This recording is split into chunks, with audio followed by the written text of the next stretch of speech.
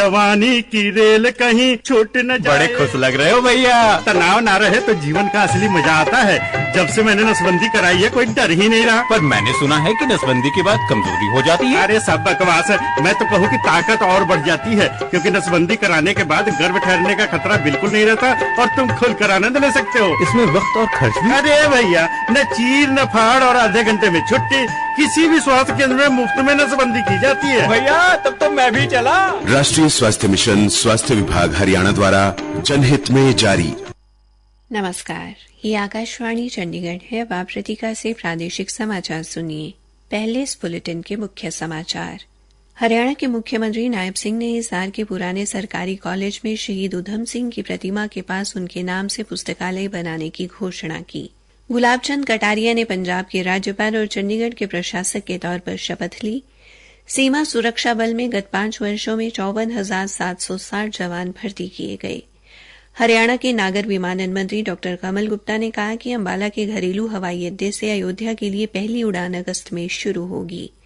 और Paris Olympic के 5वें दिन आज भारतीय खिलाड़ी मुक्केबाजी, तीरंदाजी, बैडमिंटन और निशानेबाजी में स्पर्धा करेंगे।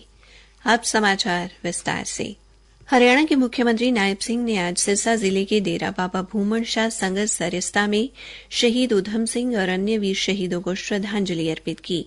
शहीदी माह सम्मेलन को संबोधित करते हुए मुख्यमंत्री ने कहा कि हरियाणा विद्यालय शिक्षा बोर्ड की 9वीं कक्षा की इतिहास की पुस्तक में राज्य सरकार ने शहीद उधम सिंह की जीवनी को शामिल किया है। ये उनके प्रति सच्ची श्रद्धांजलि है।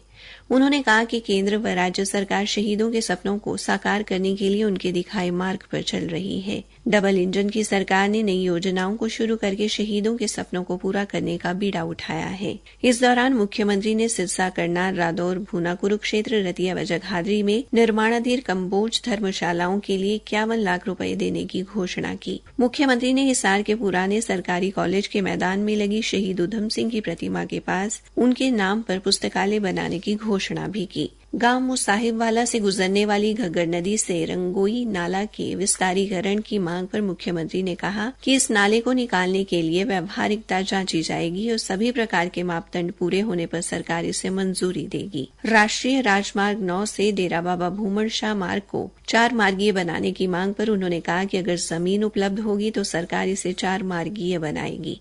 उन्होंने मुख्य धाम की ओर जाने वाली सड़क पर बस क्यू शेल्टर बनाने की घोषणा भी की। मुख्यमंत्री ने जनसमूह से शहीदों की जयंती और शहादत दिवस, माता पिता के जन्मदिन व अन्य महत्वपूर्ण दिनों पर वातावरण की शुद्धि के लिए एक-एक पेड़ लगाने का संकल्प लेने की अपील भी की। हरियाणा के मुख्यमंत्री नायब सिंह आज सिरसा जिले में रानिया मार्ग से श्री तारा बाबाजी कुटिया में शिवरात्रि के पावन पर्व को लेकर चल रही विशेष पूजा में शामिल हुए। उन्होंने बाबाजी की समाधि पर शीश नवाया और उनकी प्रतिमा पर माल्यार्पण किया। गुलाब चंद कटारिया ने आज पंजाब राजभवन में पंजाब के नए राज्यपाल और चंडीगढ़ के प्रशासक के तौर पर शपथ ली।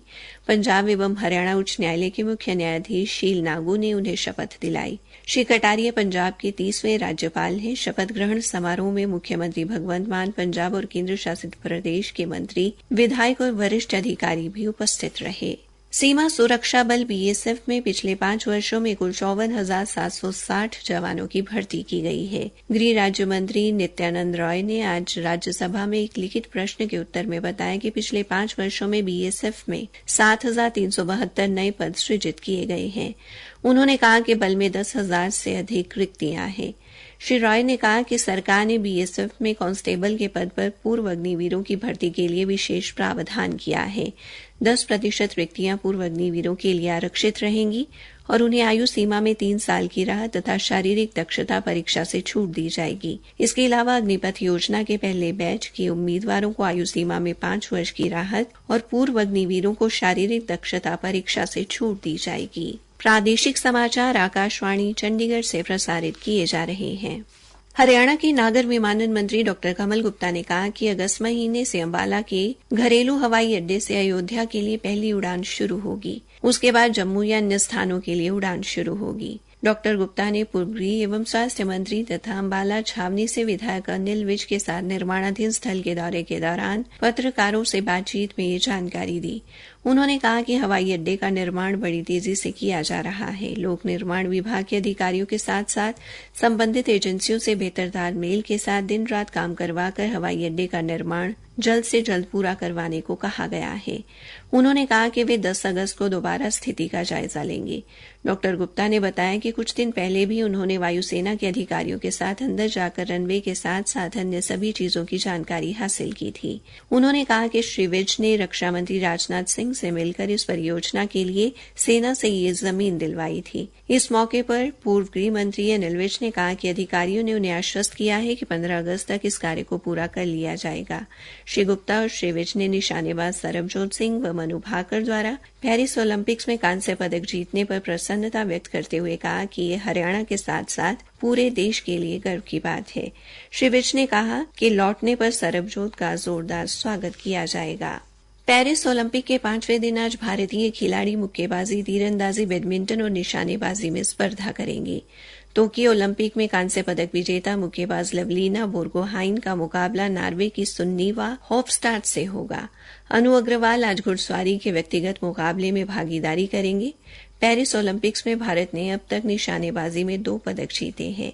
हरियाणा की मनु भाकर ने महिलाओं की 10 मीटर एयर पिस्टल स्पर्धा में पहला कांस्य पदक जीता और बाद में मिश्रित टीम स्पर्धा में मनु भाकर ने सरबजोत के साथ दूसरा कांस्य पदक हासिल किया।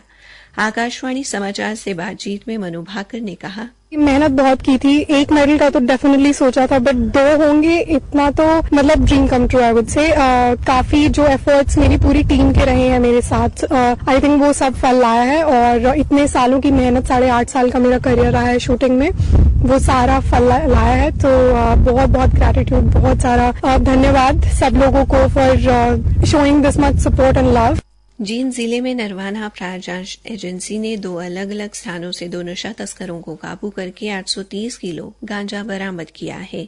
नरवाना अपराध जांच एजेंसी के प्रभारी सुखदेव सिंह की टीम ने बताया कि सुंदरपुरा को जाने वाली सड़क से एक नशा तस्कर को 800 किलोग्राम गांजा सहित काबू किया गया। नशा तस्कर सोमबीर छत्तीसगढ़ के रायपुर जिले में गांव ओरका का रहने वाला है। वो अभी हिसार जिले में मिर्चपुर में रह रहा था। नरवाना के पुलिस उप अधीक्षक अमित कुमार ने बताया कि सोमवीर को एक सूचना के आधार पर सुंदरपुरा मार्ग पर रजवाहा पुलिया के नजदीक रोका गया। आरोपी के डंपर की तलाशी लेने पर धान के कट्टों के नीचे छिपाए हुए गांजे के 32 कट्टे मिले। वहीं एक अन्य मामले में नरवाना अपराध जांच एजेंसी की टीम ने जींद में हैबतपुर मार्ग से एक नशा तस्कर को 30 किलोग्राम गांजा सहित काबू किया, जिसकी पहचान हिसार जिले में मुजपुर वासी कृष्ण कुमार के रूप में हुई है। भारतीय डाक विभाग ने रक्षाबंधन के त्योहार पर एक नई पहल की है। विभाग ने बहनों के रक्षा सूत्र भेजने के लिए अलग लिफाफे बनाए हैं, जिन पर डाकघर का लोगो छापा गया है। लिफाफों को राखी की आकृति के साथ हैप्पी राखी लिखकर आकर्षक लुक दिया गया है। जींद के मुख्य डाकघर के डाकपाल संजीव कुमार ने बताया कि इन लिफाफों पर बारिश या पानी का कोई असर नहीं होगा, जिससे ना तो राखी गीली होगी और ना ही ये आसानी से फटेगा। इसे आम लिफाफे की अपेक्षा अधिक मजबूत बनाया गया है। उन्होंने बताया कि इन लिफाफों की बिक्री के लिए अलग से काउंटर बनाए गए हैं, ताकि बहनों को ये लिफाफे लेने में किसी प्रकार की कोई परेशानी न हो। उन्होंने बताया कि इसके अलावा डाक विभाग के कर्मियों को आदेश दिए गए हैं कि वे अवकाश के दिनों में भी कार्य करके बहनों के इस रक्षा सूत्र को उनके भाइयों तक सही समय पर पहुंचाना सुनिश्चित करें।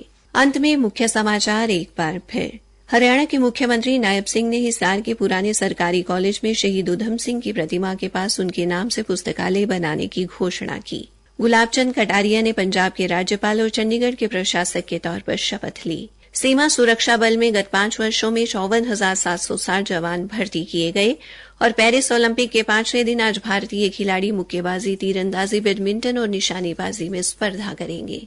इसी के साथ ये समाचार बुलेटिन समाप्त हुआ।